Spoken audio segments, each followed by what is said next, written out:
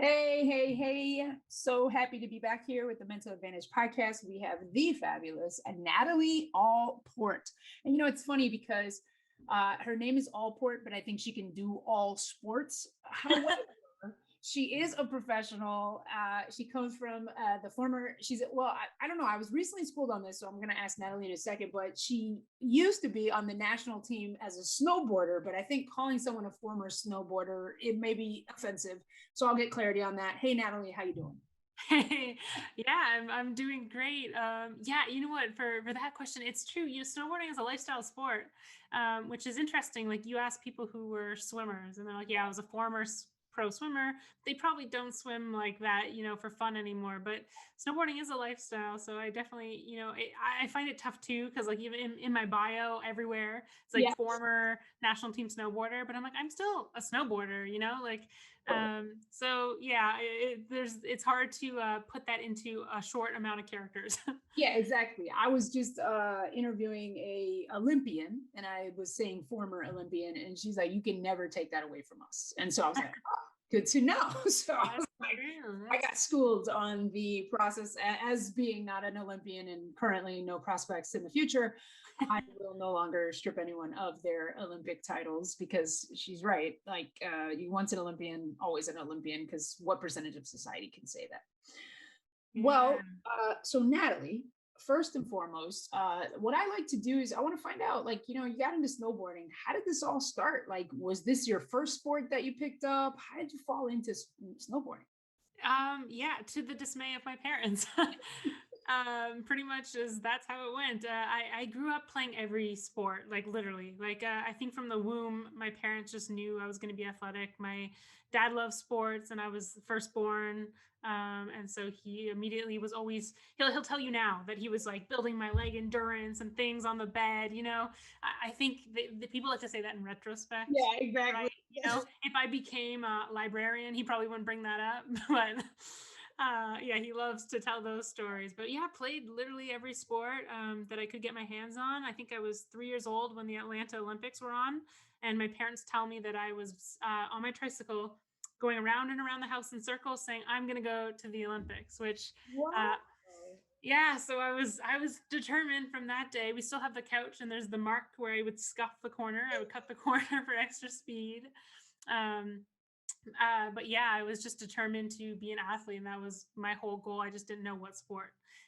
Growing up, I played a lot of sports with the boys, so I actually would tell my family that I would go to the MLB or I would play NFL or NHL. I didn't really have it in my mind that that wasn't necessarily a possibility.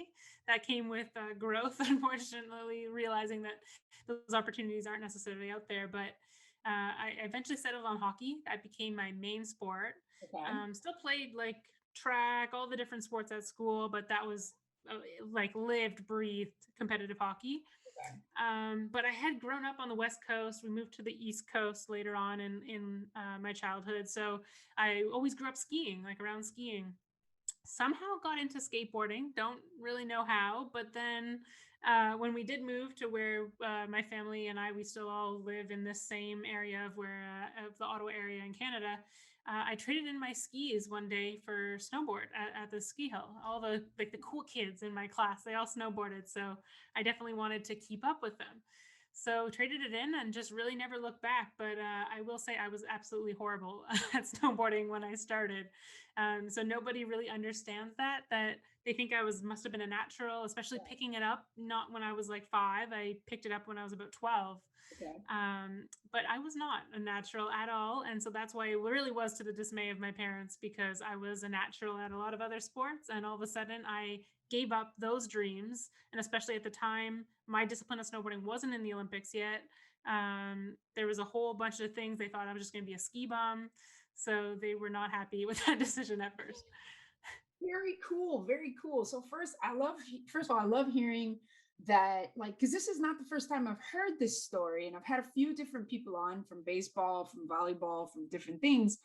but that you wanted to be in the Olympics at a very young age. And I like how all the sports you wanted to do were pro. Like you were just not even going for like, I just want to play baseball. You're like, I'm going to be at the tops of the top. And that was Oh, always the thing. Maybe your dad was ingraining that in you. He was like, yeah, you're maybe. champion with your legs, right? Either way. So you pick up snowboarding and you're not great at it. And so this is called the mental advantage. Tell me about that process. Like, right, you said much to your dismay, and you said, and I'm glad you said Canada, because I was going to say like hockey is not as common as the growth arc of a lot of people here in the States. Not to say that girls don't play hockey, but it's not as common. And Yeah. hockey's huge up there. But when do you first remember being introduced to the mental side of sports, since you were playing sports at such a young age? Yeah, part of that was my parents. Like my mom isn't really an athlete, but I can remember like when I would be in the bath, she would always read books to me. And she would read me the book from Tiger Woods' dad. She actually probably bought like 30 copies of it because every birthday party I went to, she made me gift that to my friends. Yeah, so You I must remember have that. loved your gifts. Yes, always books, always books. So yeah, we always had tons of copies of that. It was like, oh, I'm going to the birthday party. Here's a Tiger Woods book to bring over. Perfect. Right. But yeah, she would read me that, like Chicken Soup for the Soul. But she read me a lot of different sport biographies, knowing that I wanted to be an athlete. And so I think from a very young age, I've been realizing and reflecting a lot on it now that I was exposed to some of those mindset things without even realizing they were mindset things, because they were books from coaches, books from the athletes talking about their coaches, and things like that. So that was definitely beneficial. But it wasn't until I guess I was 17 when I ended up making the junior national team, when all of a sudden I had never had any snowboard coach. There was no snowboard coaching programs near where I lived or anything. I was all self-taught, and immediately I had to start like hiring all these people. And so my parents and we found amazing coach. She was a strength and conditioning coach, getting her master's in sports psychology at the time, and she was working with the university hockey team right Mm. near us. So we happened to know the coach of the whole team. She hooked us up with the strength and conditioning coach, and then it became kind of like a dual coach, where because she was getting her master's in sports psych, when I would pick her up to go to the gym together, she would give me homework and ask me questions. So we were doing both at the same time, working on sports psych as well as the like actual training side of things. That's super cool. So you said there was a lot of biographies. I got to know. And I know that you were first Tiger Woods, but what was your favorite? Was it the Tiger Woods biography, or was it anyone else that you can remember at that time? Yeah, you know what? My memory just still goes to that biography because I can like picture my mom reading it to me. And there's so many books that I've read, especially during that age, that I totally forget. Yeah. And I know I'll probably remember them like 2 hours from now. Yeah. But yeah, definitely that one was like the first one that I can really remember. And of course, because she bought all those copies, Yeah, it exactly. definitely sticks in my head. That's super cool. That's super cool. So going back to, okay, so before you got the mental, official mental help, and I mean, when I mean mental game, of course, were you, I mean, like you said, it wasn't an Olympic sport. Were you aware of that? Like, were you aware of your vision? I mean, I know your parents told you at 3, so you don't really remember.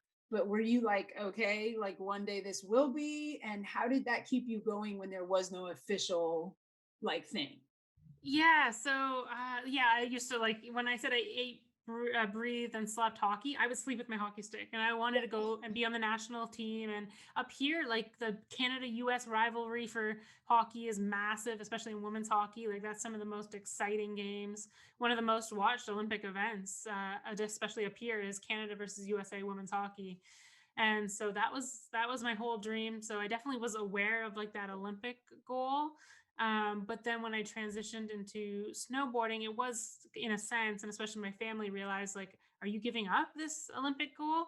But there was X Games. X Games are huge. There's a lot of prize money there. It's kind of like the Olympics of the action sports world. So for me, it was like I want to go on X Games. I want to film. I just want to be a pro athlete. So it did transition, and then it was the summer, right, like probably a month before I ended up on the junior national team, where they announced then that slopestyle snowboarding would be in the Olympics for 2014. So then that kind of opened up the window of like, oh, I can be a pro snowboarder and try to become an Olympian. Now, when you, well, let me see. Do I want to ask that one now? When before, when you gave up hockey, like how hard was that for you? Because like you said, you ate, breathed, and slept hockey. So for me, it's like I want to know a little bit more about that transition because you've told it, but it's kind of like, wait, what happened? Like, how do you give up hockey when you like love it? So Yeah. You know what is, if I were to compare it, especially if we jump forward to when I transitioned out of snowboarding, that was much worse. Like the transition to hockey, I was still so young. yeah, It wasn't so difficult, but especially what really did end up happening was when I was young, I went through a very late growth spurt.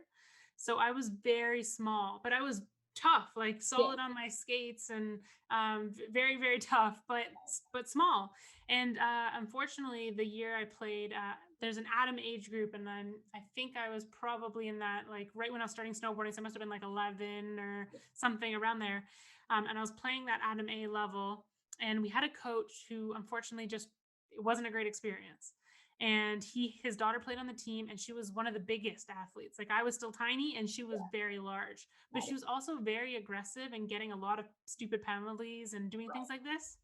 And although I was one of the top scorers, at the end of the game, when we needed to score a goal to win, he would say, "No, you're too small to play." And he would play his daughter. mm, And that year, that experience, there's another few things with politics, and we would play games at like, or we had practices. Sometimes it would go till 10 p.m. and we're like 11. We need to get home for school, and there was a lot of just different things that were happening that kind of made me rethink. And then as I was falling in love with snowboarding, I was thinking, well, if I want to snowboard, competitive hockey is like almost every single day of the week. So I would get to snowboard like twice in a season. My first 2 seasons of snowboarding, I snowboarded maybe twice in those yeah. 2 seasons. So I said, I maybe I have to step back away from something here. So Mm, I ended up playing a lower level competitive hockey. And it wasn't the experience that I wanted. I realized that I wasn't someone who just liked to play sports for fun. I was surrounded by a lot of girls who were there just to have fun, gossip after the games. right. And that wasn't me. I was very intense. Definitely an intense kid is probably how anyone could have described me. That's so surprising, Natalie. Yes, so I wasn't into that whole vibe. So I was really struggling just to kind of be in that culture where I just wanted to be in the same culture as what I was before. But obviously I didn't have that great experience, and I wanted to spend more time snowboarding. So I had a couple games where I actually scored like 10 goals in 2 games, and it just became not that fun anymore, where it's like, you're going to be the leading scorer. And that, not to say that I was the best by any means, but I was playing at a level that was lower than my skill level, and that was because of snowboarding. So I had a decision there, again, try to like make up for that year that I went down and try to make back to the top level, or do I go all in on snowboarding because being in between just wasn't working. Right. Oh, that's so important, right? Like picking your lane, but also I love that you said that, like being the top scorer on your team or being like, being so good, but knowing that you're not playing against the best is like there's an emptiness in that, right? Because it's like just a vanity thing. It's kind of like likes on social media, like, hey, how much you like my post? But so super important, I think, for people to realize that, and I want to speak a little bit about this coach because if he doesn't do this, we don't know Natalie as the snowboarding person that we do, maybe because this all kind of sets it up. I love how things kind of fall into place, but separately, how many coaches keep athletes from being excellent because of their, like you said, politics and all that stuff. So Yeah. You know what? I actually, a few years ago, I tried to play summer hockey while I was home from snowboarding. And I ended up playing with all these NCAA Div 1 players who were back for the summer, or they were finished their school experience. right. So it was very high level, but there was no coaches. It was like beer league, but like competitive. Yeah. And I ended up playing, and all of a sudden I recognized the girl on the other team. It was that coach's daughter. Oh And my God. still so rough, getting penalties, being angry, like reactive. And it was insane just to realize she still had that same Yeah. personality and playing dirty. And I was like, I'm glad I didn't So turn out. it's not surprising that she didn't have any check on her behavior from her father. And then, probably he wasn't, well, we won't go into it, but like I'm sure that there's a lot more to that. But very Yeah. interesting how like we have these patterns as young people. And I think in your case, right, like being so like hungry and gritty as a kid, to use a term that everybody uses now, but I didn't have when I was a kid. I wasn't using the term grit at that time. but yeah, and that you're just like, look, I want to be competitive. I want to be out there. So you pick up snowboarding, you decide to kind of transition, and you, like you said, you said the X Games. So when did you start, like, when did it start clicking for you? Because like you said, you weren't really great. So now you said that you aren't just with somebody that likes to be out there to play, to have fun, but there was something about snowboarding that kind of got you through. Was it just the fact that a sport wasn't going to beat you, or, what was your drive in that time? I think so. Like, I think it just bothered me that I wasn't good at it and that I thought it was fun to me. Like, I think there's a lot of things in life where I'm like, oh, I'm not good at it, but I also don't care about it. So I'm not gonna, put my effort there. But Mhm. there was the sense that I really liked the freedom of the sport. It's so creative. Like, I'm not a good artist in Yeah. other mediums, but in snowboarding, especially, like, I wasn't racing, I was in slopestyle. It's a judge sport. There's a lot of creativity. It's about your style. It's about like how you interpret the features and what you want to do. And so I really like that because it was a break from all those other sports that I had been in. So I just started trying to spend as much time at the hill as I could. I became a snowboard instructor because that convinced my parents to drive me more because I had an income there. After school, you could say, "Hey, drive me. I make $8 an hour. It doesn't pay for the gas to drive me, but please." So that was also a bonus, and I got to spend as much time as I could at the slopes, and I just started progressing, and eventually I kind of got to the point where I was the best at my tiny, tiny little ski hill. And it kind of felt cool to again be like the best at Yeah. something, but again knowing I'm just in this tiny area. It's not, not a big hill. So where can I go from here? So I started trying to get to larger competitions and just asking my parents if we could drive me maybe a little bit further and go to different places. And then we actually sat down with my guidance counselor at school. And I told my parents that I wanted to move to like the mountains when I got out of high school. And I wanted to graduate school a semester early so that I could try to start competing and maybe doing a little bit more traveling. So I ended up taking a lot of extra courses over the summer and different things. So I actually graduated high school a semester early and ended up going to a competition out west. It was my first time traveling alone. Yeah. And I ended up breaking my tailbone. Ooh. And so that was painful. I still tried to compete the next day. Right.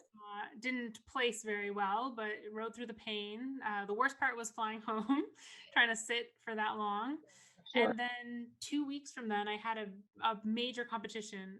And the year before, I had actually lost that competition, came dead last. But in my head, I had this Cinderella story that this unknown girl is going to come and win, that whole dream, right? So I had vowed that year that next year I'm going to win. So no matter with this tailbone, Right. I went into this competition and I actually ended up winning. Wow. And that set off my whole career from basically being literally unknown and just riding at my local hill to this was a competition that was still fairly local within 2 hours. It's a ski hill I actually just went to on Saturday, but it was part of this big competition tour where it was one of the biggest in all of North America, female only snowboard competition. So there was girls from the magazines that I had on my wall who were competing, and I ended up beating. And so that I got to go to the US for a competition after that. I won some prize money. It was just, my parents all of a sudden started realizing that this could be a big thing because there were sponsors there and different things. And then that summer, I ended up going out west for a summer snowboard camp, which sounds crazy, summer snowboard camp, but it's possible. And they announced that slopestyle Not an snowboarding. Olaf thing. It's not an Olaf thing. It kind of. Actually, they stopped it now because of global warming. Okay. Got Yeah, it. the whole other story. But yeah, that kind of put me on that trajectory because then that summer they announced the slopestyle snowboarding, and later when I got home from that camp, they put me onto the junior national team, and it really came from that result that I had no idea would lead to those other things.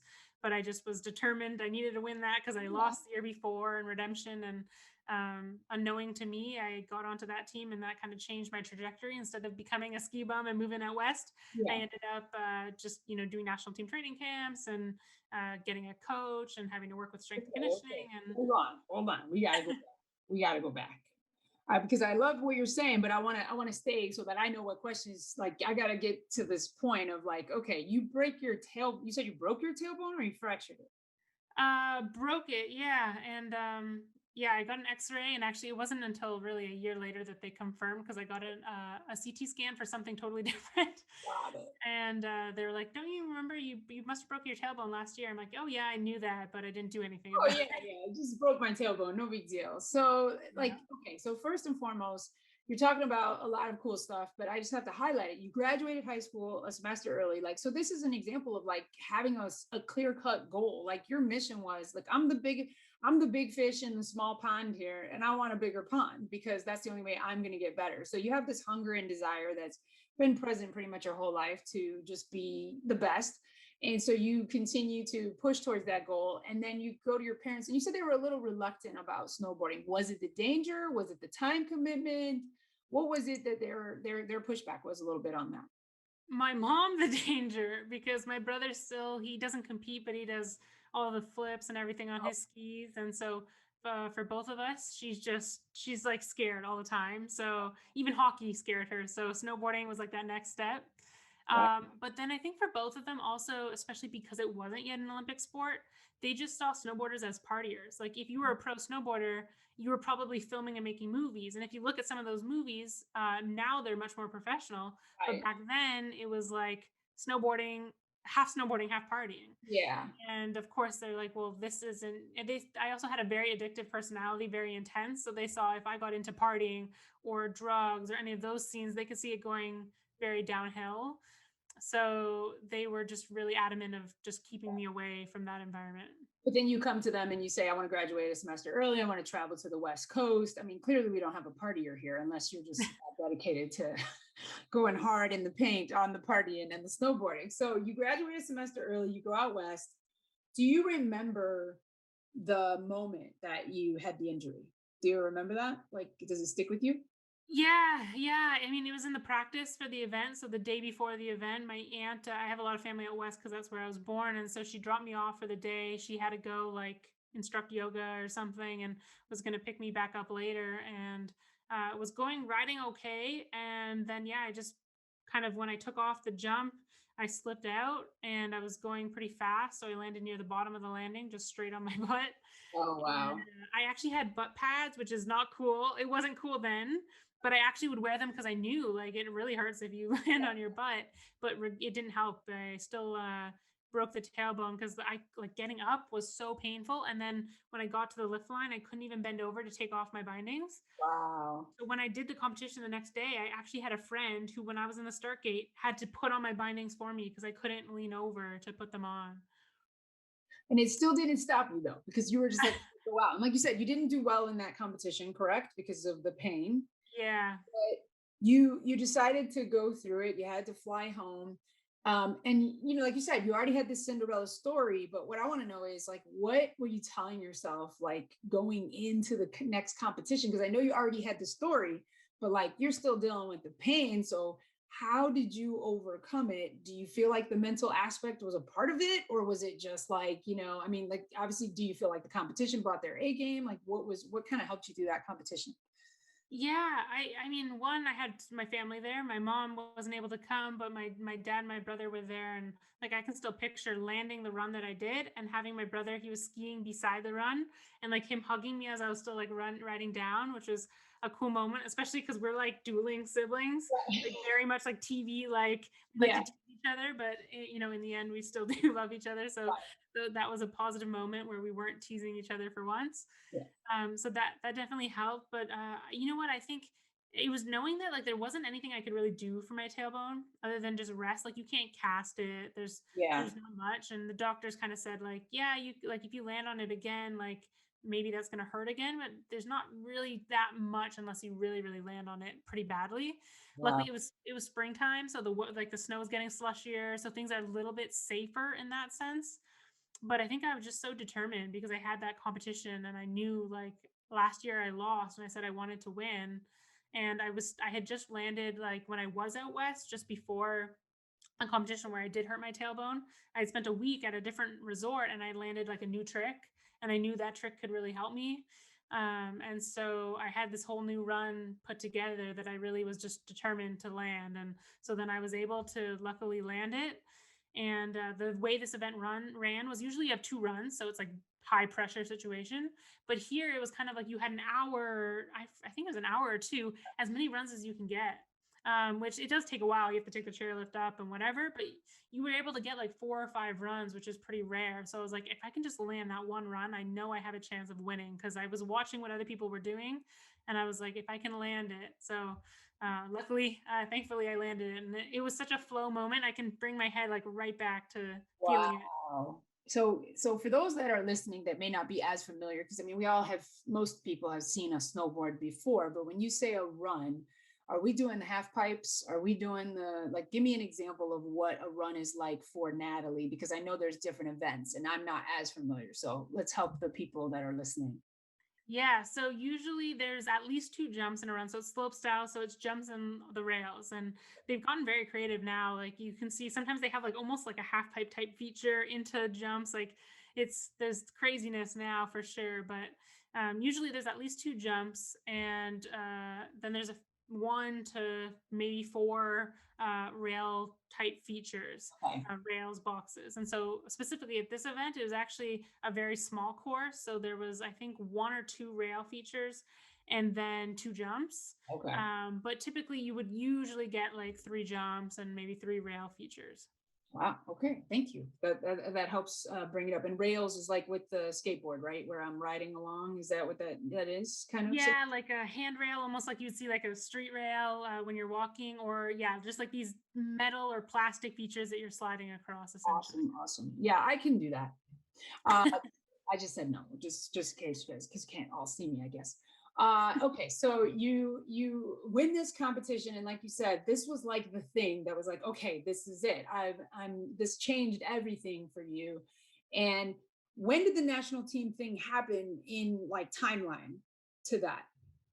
Yeah, so won that competition, came home, got a terrible job making breakfast sandwiches to try to pay for this summer camp that I wanted to go to. Ended up heading out there, and that was my first time being around a large group of pro snowboarders, because basically every pro snowboarder in the world would go to this one glacier because it's like one of the only places in the world to snowboard at that time of year. So got exposed to a whole lot of different people, brands, and then I saw one of my friends who was local to Ottawa. She was part of like the junior half pipe team, Mhm. and there was no slopestyle program because it wasn't in the Olympics yet. But half pipe had been in the Olympics for quite a few years, or quite a few Olympic quads. So she kind of introduced me to the coach there, and I saw that like I had never experienced having any sort of coach or anything. So I saw how that worked, and I thought that was pretty cool.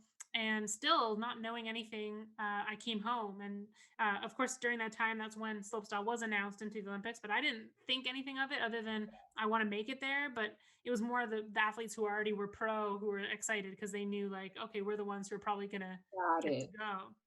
That's a good. And yeah, so then I got home, and all of a sudden a friend emailed me. This was in August, and she said, "Hey, you're on the junior national team website." And I'm like, "What?" I had no idea. Like, they didn't even email me or ask me. Wow. So I guess it was just from that result from that competition and that past season that somehow put me onto that program. And yeah, I just really lucked out, and then that kind of led me to spending 4 seasons as part of the program. First of all, like, I think it needs to be bears mentioning, which you just kind of glossed over. I mean, you didn't gloss over it, but you mentioned it. But I don't know if everyone caught that. She didn't have a coach all this time. Self-taught, self-propelled into these different competitions. Her parents being her main financier, which is typical for a young athlete. But literally everything that Natalie wanted to do, you're doing, and you're going out after it. And then through sheer hard work and determination and fighting through some injuries, you make it to the national team. I think that's pretty freaking amazing. So I don't know. I'm just like, okay. So you make it on the national team. You did 4 years with them. What's the pinnacle? Like, so I know the goal was to go to the Olympics, and I know I've heard you talk about this before, but tell me a little bit about your time in this is professional snowboarding at this point, or that's the next step. Am I ahead of myself here? Is that the national team and the professional? Is that two separate things? Yeah, I mean, I was talking with someone about this recently who's kind of a semi-pro skier, and yeah, sometimes I get uncomfortable, and because I get called a lot as a pro snowboarder, pro athlete, I'm like, yeah, technically I was, because I was paid by brands and Right. right. But at the same time, it's it is very, there's no point where you're just a pro athlete, right? Like I have a lot of competition banners from Yeah. one competitions I won or placed at that says I was in the pro category or I had brands that paid me. But it's yeah, you know, it's hard. It's a hard determination. Everyone judges everyone else because, for example, I didn't have a pro model snowboard. Like there wasn't a snowboard being sold that says Natalie Allport. Like you buy this at the store, but at the same time, there's probably only like 3 girls in the whole world that ever had that. Got it. So yeah, so at that point, I was on the junior national team program. Definitely, I wouldn't. Well, yeah, I think it was probably 1 or 2 years into it when I first got some a ton of sponsors that first year, but Mhm. I got like my first like money being paid sponsors probably a year and a half into it. And but yeah, I especially when you mentioned like the coaching part, that was Yeah. probably one of the most difficult transitions, was having to adjust to a coach. Yeah. So tell me about that. Cause I mean, I think this is something to, people need to know. Like if you've been self-taught, you've been self-directing and you've been, figuring out how to motivate yourself, and this coach has a whole different style. Tell me about your first coach, what you remember and how it helped you or how you sort of fought against it if that was the case. Yeah, it was a humbling experience because especially I got down there. There was kids of all ages. At that time, even if you were on the national program, you still had to have your private coach. It was still kind of unorganized in a sense, and so actually throughout the whole 4 years, we still had to have our private coach. And there was times where we still had the national team coach with us, Right. but we still at times had our private coach. So I moved to a whole new area. I lived with one of my coach's parents actually. Wow. Yeah, it was an interesting experience, and I was with kids who had always been coached, or even kids much younger. Yeah. And what was happening was I was part of their top coaching program. There's about 3 or 4 of us athletes, and some of a lot of those guys that I ride with are still professional snowboarders to this day and competing at X Games and at the Olympics and all that stuff. But I was actually for a while not riding with them, even though I was with them in a Mm. sense, because my coach was teaching me all the basics. So he's Wow. like reteaching me just to even how to turn, or Wow. how to like just make a little jump on my board without even hitting a jump, or how to even approach a rail. And that was very frustrating, knowing that I had, you know, I came off a season. Every season you want to up your level, right? Right. So I'm like, okay, I landed this trick last season. This year, I want to land this trick, this trick, this trick. And he said, no, we're going to relearn how to turn. We're going to relearn how to hit the jumps straight, how to approach a rail. And that was just, I was, you know, I think I'm going to have a year of explosive progress, but I'm actually having to take a step back. But it really did help me in the end, because snowboarding is a sport where one, style matters. So I was able to relearn those foundations. Right. Two, you don't want to get injured, and so you're just hucking yourself, and you don't know what you're doing. Eventually, it's going to get to that point where you're just kind of surpassing what you should be doing.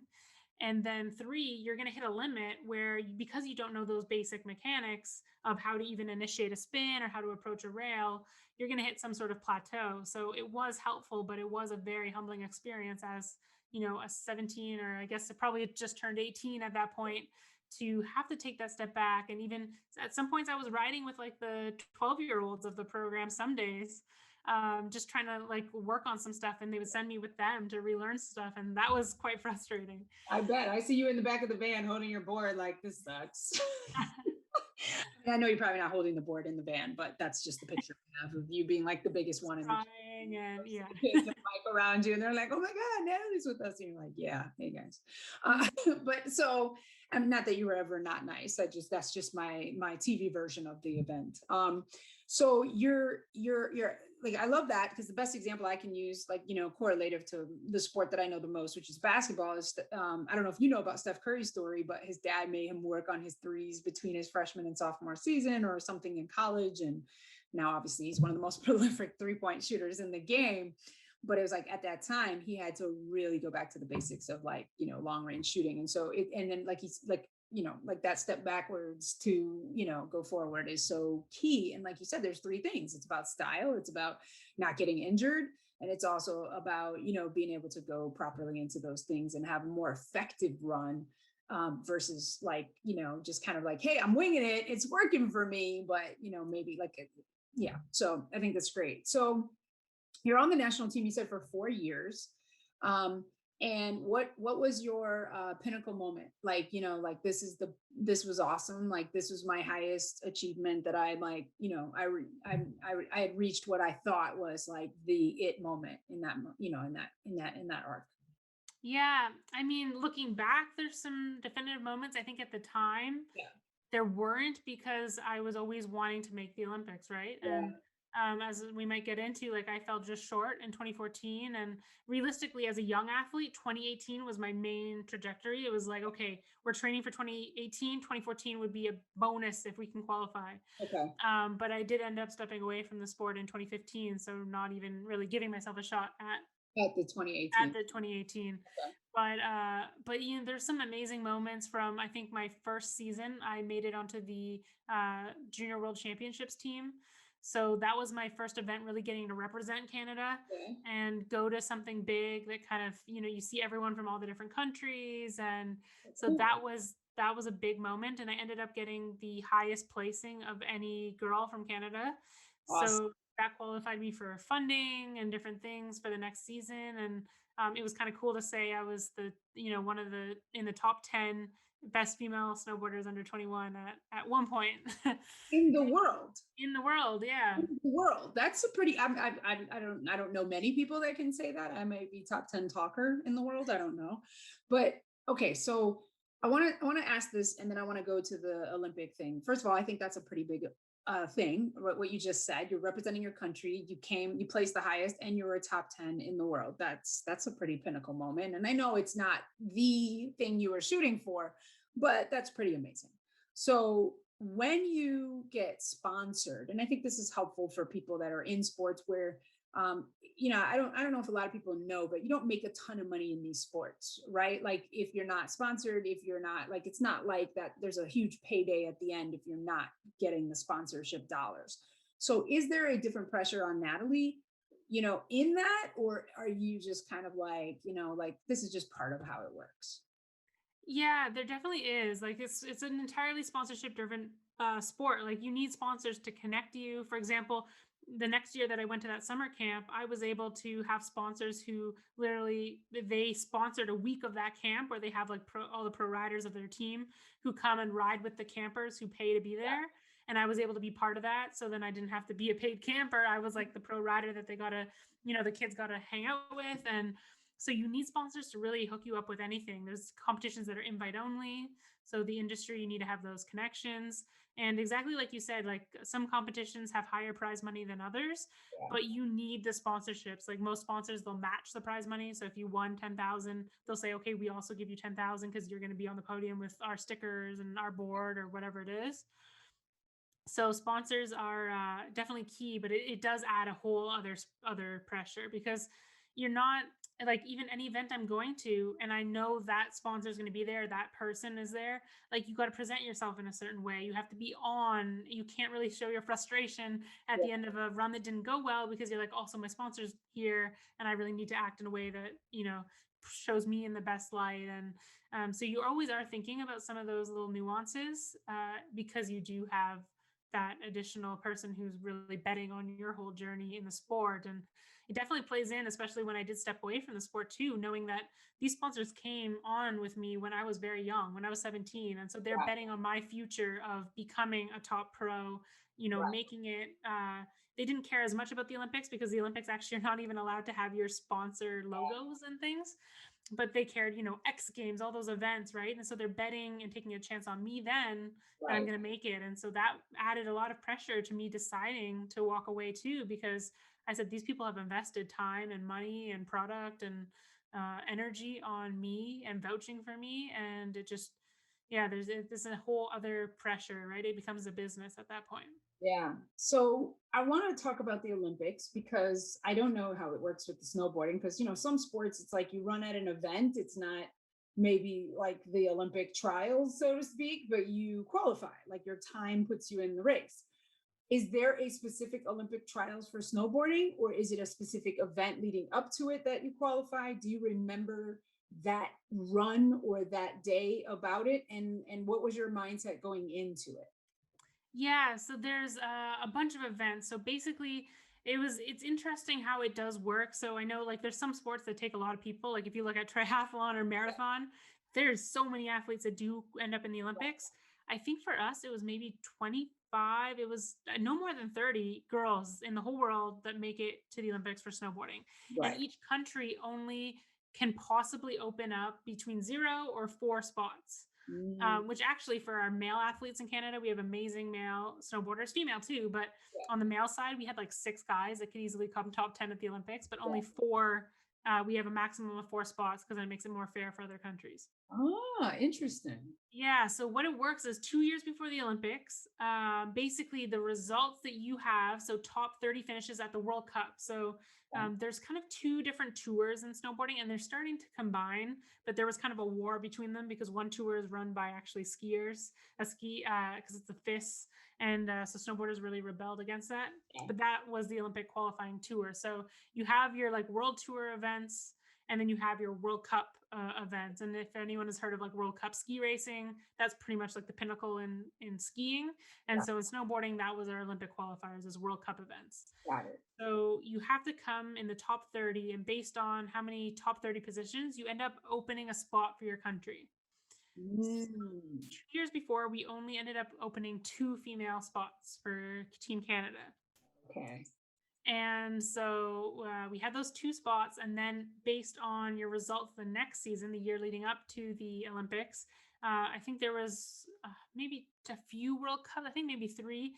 And Mhm. based off who out of, there's probably maybe 8 of us or so that had a chance Right. to make it.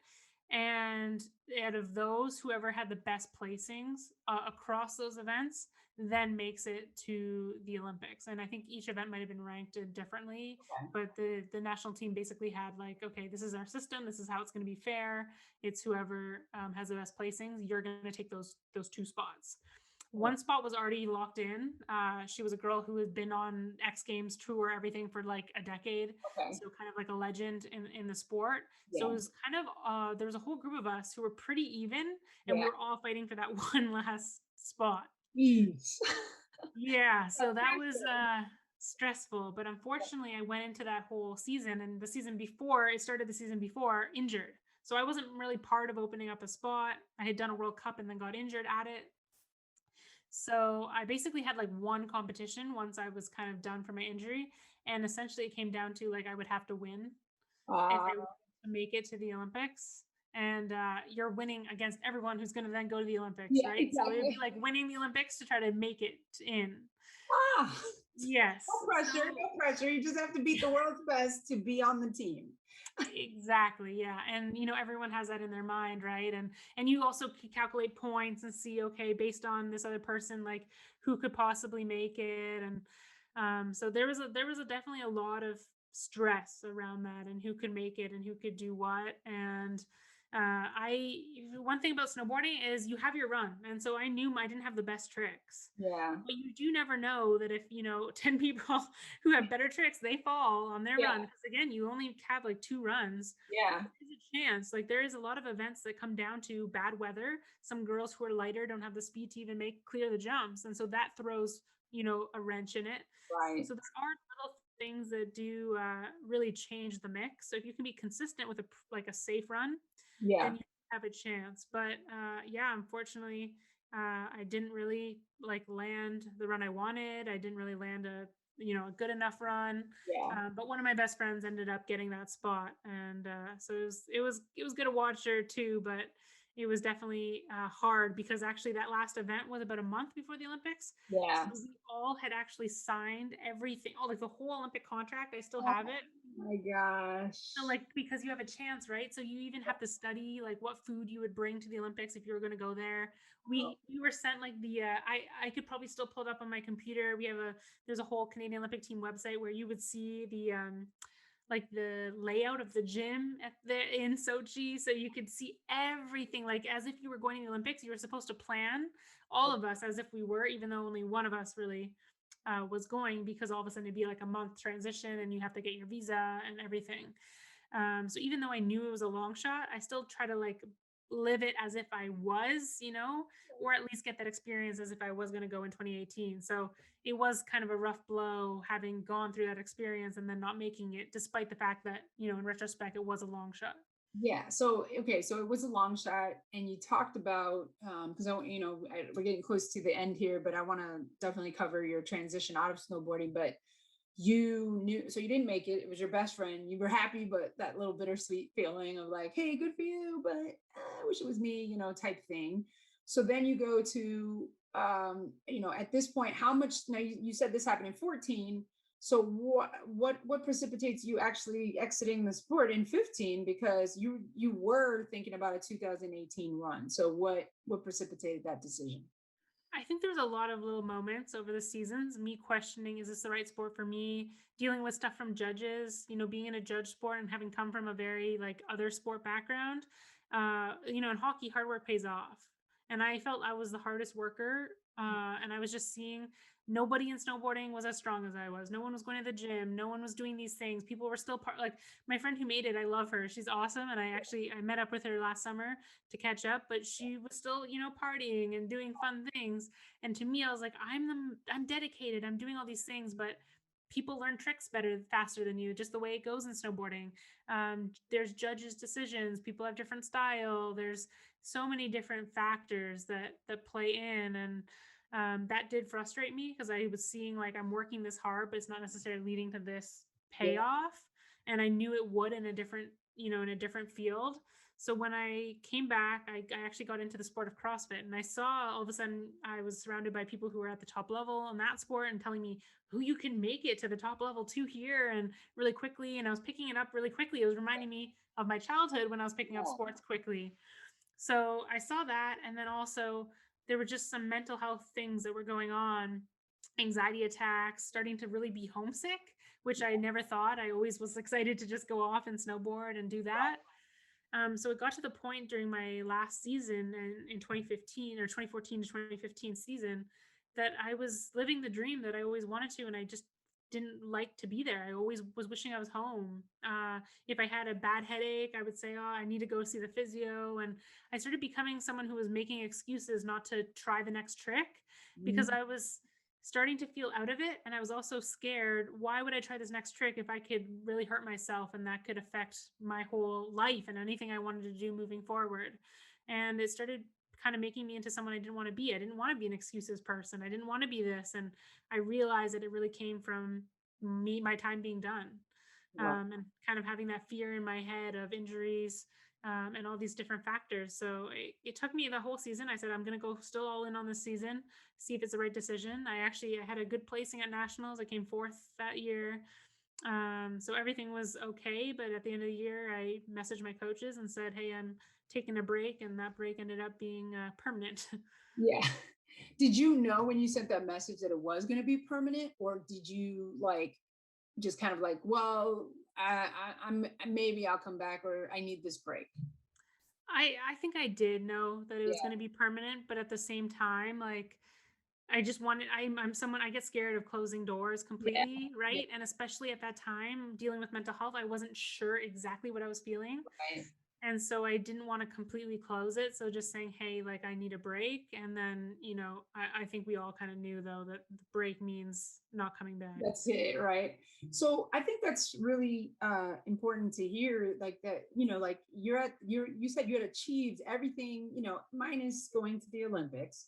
You had achieved everything that you had set out to do. You were on the national team, you got this great coach, you got a mental coach, you're getting sponsorships, you're having, these great finishes, and then you're like, but I'm now experiencing anxiety attacks. I'm now not wanting to do runs. I'm actually like, hey, maybe you should go first, I'm good, like, all that ferocity and hunger kind of like escapes you now, and then you're just like, well, what is this, like, is this really the right thing? So you really, I mean, kudos to you for making the decision for your mental health. So let's talk about it, because you got into CrossFit, but let's talk about the transition, because do you feel like it was a replacing one high for another, or do you feel like, what's the difference? The come down, or was there a come down, or was it just like, was it CrossFit immediate? Like, talk me through that. Yeah.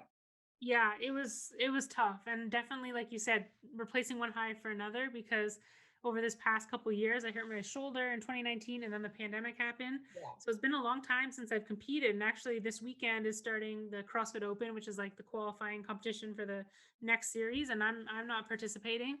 And it's actually something that I've dealt with over the last couple years that I thought I had before, but really realizing that it was kind of just filling in a void there for me. Mhm. And now I'm at a place where I could come back and look at it from a different place if I still wanted to compete in CrossFit or other events. But I know you've heard me talk about it before, but I went through a really low time with my mental health when I stepped away from snowboarding. Yeah. I was diagnosed with anxiety and depression. I started going to therapy. I But people at the gym had no idea. Like, I would spend 6 hours a day training my ass off at the gym, trying to, put all that energy that I had there. And then I would come home and be on my floor crying and having panic attacks all night.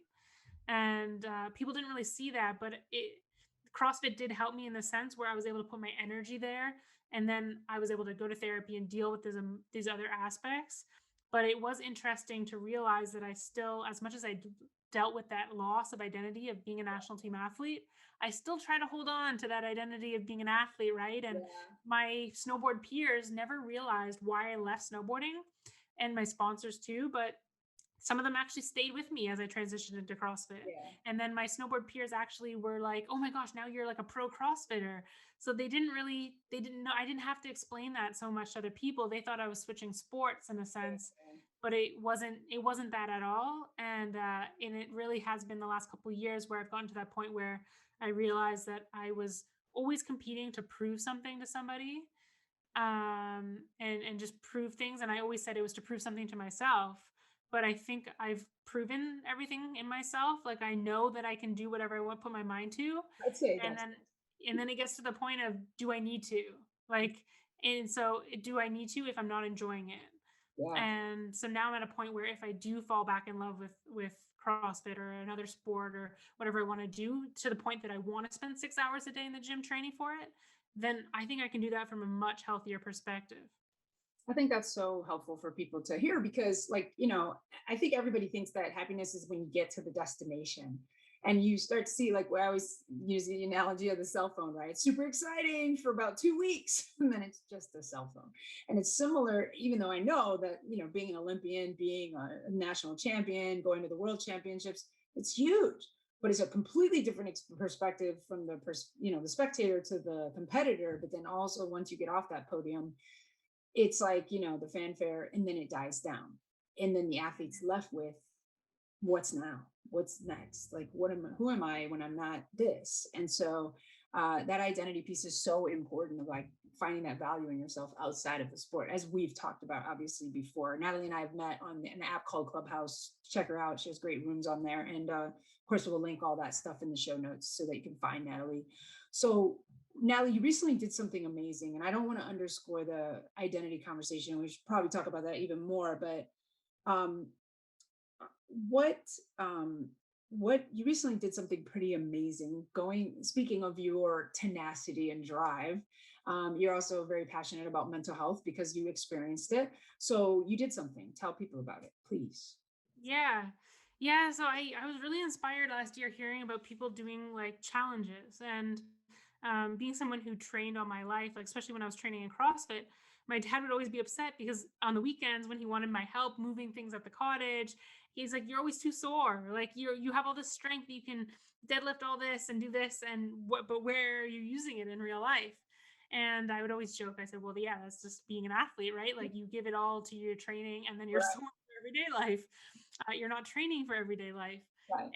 And I just started being inspired by these podcasts of people who do crazy challenges. My boyfriend and I went on a road trip last fall, and we listened to a lot of podcasts of people who did some crazy challenges, and I was like, that takes like an entirely different mindset. Especially, I have ADHD. I am like power strength, so Right. all these challenges are always endurance, right? Because no one does like, okay, my challenge is to back squat 400 pounds or Right. something.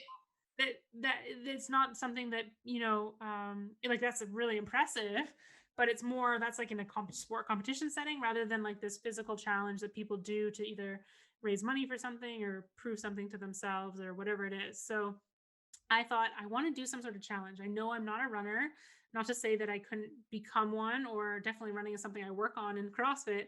But with all my snowboarding, it just doesn't make sense for me to do that high impact of an activity for a long time. So I said, it's probably not going to be running. And then winter's like starting to come, and I thought, I've been really enjoying this new sport that I've been doing just for recreationally of cross country skiing. So I thought, why not like just try to do something with that? So I had this idea before the winter happened, and then I just didn't know how I would plan it out with the pandemic, and because I knew I wanted to relate it into using my fitness for good, like raising money for a cause that I think is important. So that was mental health. So I had no idea. I was like, I want to promote it, but I can't have filmers with me and all these things because of the pandemic. And especially cross country skiing is hard to film because most of the trails you need to be on skis to be on it. So a filmer would also need to know how to ski. So there's just a lot of variables. And so all of a sudden Clubhouse happened, and I thought, wait a second, like Clubhouse is audio only. I can't live stream on Instagram the whole day Right. that I'm skiing.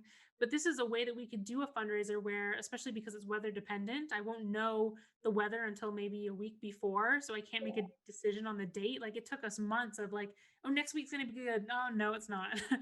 And going back and forth until finally there was a good window, a good date. And even still, it ended up being very slow, sticky snow day. But weather-wise, it still ended up working. And so yeah, Clubhouse was able to be in the mix because it was audio only. We could do some sort of live fundraiser, so I didn't have to like promote this months and months in advance, which I'm learning probably would have been better, but it just wasn't the case. I just knew I wanted to just do this, push myself, go through some of this challenge mentally, and then use it for something good and spark a conversation. So that's what we did. I cross country skied 100 kilometers in a day just 2 days ago. So I'm feeling extremely rough. This is my first normal conversation since, because yesterday I was no one wanted to talk to me yesterday, because even especially my boyfriend, I was being grumpy. I made no sense whatever I was saying. Like it was one of those overtrained, like you're just not there type days. And it's just for the people that are not, Canadians. I was going to say Canadians. I don't know what that was. It is 100 kilometers is 60 miles, y'all. 60 miles. And she had a partner who walked 50 kilometers, correct? Yes, David was in Niagara and he walked 50 kilometers. Yeah, I brought the idea to him because we were starting to co-host rooms together, and I thought, hey, David, you could help me host this room while I do this. And he said, well, why not I just walk at the same time? And I said, okay, yeah, sure. So Yeah. then we thought, oh, let's do it like 150K day. So my 100 kilometers, his 50 kilometers. And so that's how it ended up working out. Wow. Wow. See, like, and so just really quickly before we get to the rapid fire questions, how was the mindset during this? Like you talked about, it takes a different mindset. Obviously, you started pretty early, 5 a.m. your time. So me, I'm on the West Coast, so that's 2 a.m. my time. So was it dark outside? What was the weather like? You said the snow was a little slushy, but tell us a little bit about that process for you. Yeah, it was cold in the morning. I had to have a headlamp because you couldn't see. It was pitch black. Like it was pretty because I could see all the stars. Oh But wow. also, being a woman and being alone in a forest trail and pitch black, that kind of made me nervous, and something I didn't think about until I drove down to the trail and was like, oh, like this is a little bit sketchy, but okay. Yeah.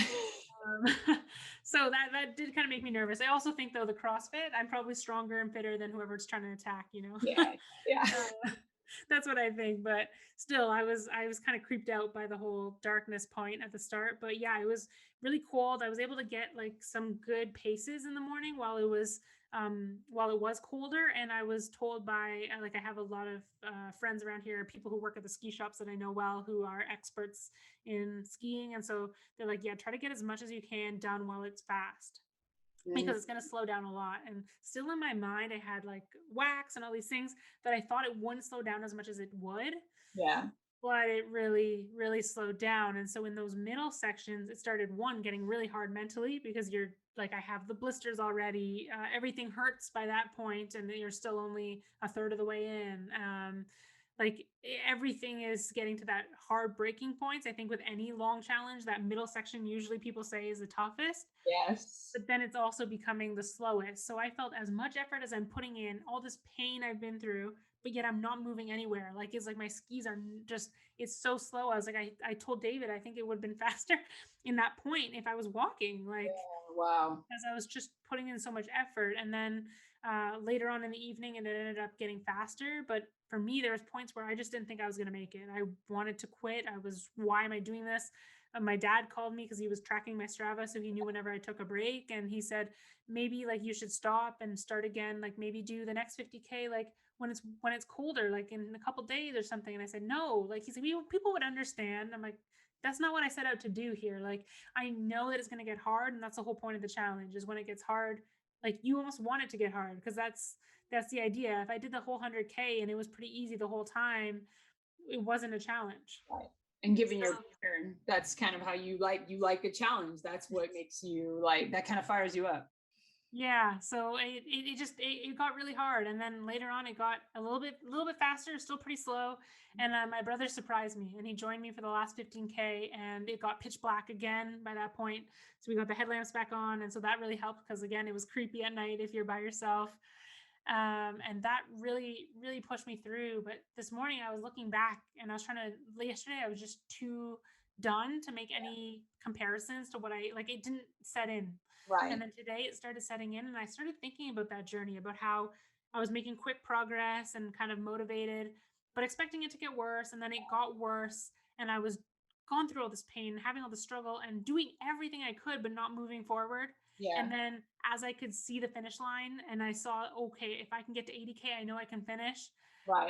think that almost related back into my mental health journey. Like, and almost the same as learning any habit or anything that you're trying to do that's hard, where you get this initial momentum and you're pumped about it, and then you're putting in all this effort, you're meditating, you're going to therapy, you're doing all these things, and it's not getting better, and you're frustrated. And that's when you really hit that breaking point where you're thinking, maybe I just want to give up, maybe there's nothing to move forward. Like things got really dark honestly in that middle point, and it really related back to my Yeah. mental health journey. And then I said, I took a little bit of a break, and I said, let me make one big push here. I went 20K in that one push, and I knew as soon as I started that push between 60 to 80K, I said, when I get back to my car, I'll be at 80K. And if I'm at 80K, I can finish. And Mm. so then I was able to then do another little quick loop after the 80K. And then my brother came, and it was like, there was no question at that point, was I going to finish? But it was very difficult in that middle point. And so now I'm starting to make those comparisons of back to the mental health journey, and just really realizing how impactful it was, and some of those lessons that I've learned just from that day. That's so powerful. And I love that. What a great way to bring it all around and to, and to give hope to those that might be feeling a little bit in that dark time, and know that it's just that if you can just find that little glimmer of like inspiration or hope, or find someone that will walk the journey with you, like her brother at the end, suddenly it makes everything easier. So thank you so much, Natalie. We do have some questions, if you don't mind. We're going to finish up. So the first question is super personal. I apologize, but I just want to know Okay. what is the superpower that you would like to have, and why? I think just impact. Like if I can, all the things that I think and believe when it comes to mindset, when it comes to people finding their way, being passionate about what they do, it frustrates me when I have this passion and I want to help other people find that passion, and it doesn't click. So if I had a superpower that can immediately make an impact, and immediately like that person could find what they love to do and go all in on it, that would be amazing. Awesome, awesome. So mine is teleportation. You took a really great one. That sounds great. I just want to get places fast. I don't want to make any impact. I just want to You get. said it was personal. No, you were right. You had the best answer. I'm just saying. I'm like, man, wow. I gotta think. I gotta think a little deeper. I gotta be like, all for it. I was laughing when you said, like, I was thinking about running, and I was like, man, now there needs some sports for the rest of us. Like, she's what else can I do? All right. So the next question is, there's a lot of people that are really specific about this. There's toilet paper, and it's on the roll, and it's either over the top or under the bottom. Do you have a preference? And Over. so far I've had only overs. Okay. So Okay. so Yeah. this is an important question.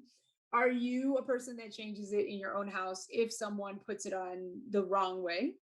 Yes. Okay. Will you change it at my house? No, I wouldn't change it at someone else's house. Okay. No. All right. All right. Because some people will. Some people are like that No. bold that they will. And they're like, there's bathroom snoopers. There's all kinds of interesting people when it comes to that. But yeah. I'm So not going to tell someone else they're wrong, but if they're in my house, then maybe I'll change it. yeah, you can change it. Well, I definitely changed it at my house. I'm an over as well. I'm not as attached as like telling other people that they're right or wrong, but I'm just like, yo, I like it over. I don't know. That's just the way it is. I just recently had someone send me a video about it, saying that apparently over we use more. So the have a Oh, little bit of a case. Um, Possibly that's why the under is supposed to be better, but but then of course other people say that the original patent had a picture of it yeah, over. they're trying to justify their Yeah, weird yeah, way. exactly. Either way. So, okay. So the other question I want to ask you is, who is your personal hero? Mm, my dad, I think. He's like a born entrepreneur, but he gave up kind of his big $1 million ideas. He's had tons of hits where he thought he was going to make it, and our family was going to kind of strike it, and things got taken away outside of his control. And the way that he's handled that and how he stayed true to his mission, he's like a social entrepreneur. He's trying to solve like a very important problem in public safety. That really does inspire me, where he's just really bought into that, and he's just all about helping other people and sticking true to that mission despite all of the craziness that he's had to deal with. Awesome, awesome. And what is your favorite ice cream flavor? Cookie dough, chocolate chip cookie dough. Ooh, chocolate chip cookie dough. I always want to ask because I don't think anyone's ever done it, but did you ever try to cook the cookie dough in the chocolate chip ice in the chocolate cookie dough ice cream? I saw like maybe a TikTok video of You someone did. doing it from a Ben and Jerry's, like they took it out. Okay. I haven't, because I'm that person who, if it was my birthday, my mom would say, "What do you want?" And I said, "Raw cookie dough." Yeah. She's like, she would never let me eat it except for if it's my birthday. So like, I'm a raw cookie dough person, so I wouldn't have Okay. tried to cook it. So you would not have tried to cook it. All right. Well, Natalie, where do people find you? Anything else you want to plug? It's your time. Awesome. Yeah, you can find me at Natalie Allport on all the platforms, anywhere you want. Instagram is probably the main one if you want to connect, and www.natalieallport.com if you want to read more about my story or check out my podcast or anything else. Is 150k point day.com still available? Can they still contribute to the cause? Are you guys thinking about doing it again a different way? Anything like that? Yeah, it's still open for now. I think we'll keep it open probably for a week, because we're definitely going to do like we usually do. We would have had a clubhouse room today, but I think both David and I are just too done to Yeah. post it. So I think we're going to, maybe we'll try it tomorrow. We'll see, if not next week, Okay. with a recap. And so we definitely want to keep it open for some last minute donations and things like that for sure. But I think, yeah, probably just a week we may hold it open. Okay. All right. Well, thank you so much. This has been a lot of fun and look forward to seeing more from you, Natalie. Yeah, thanks for having me.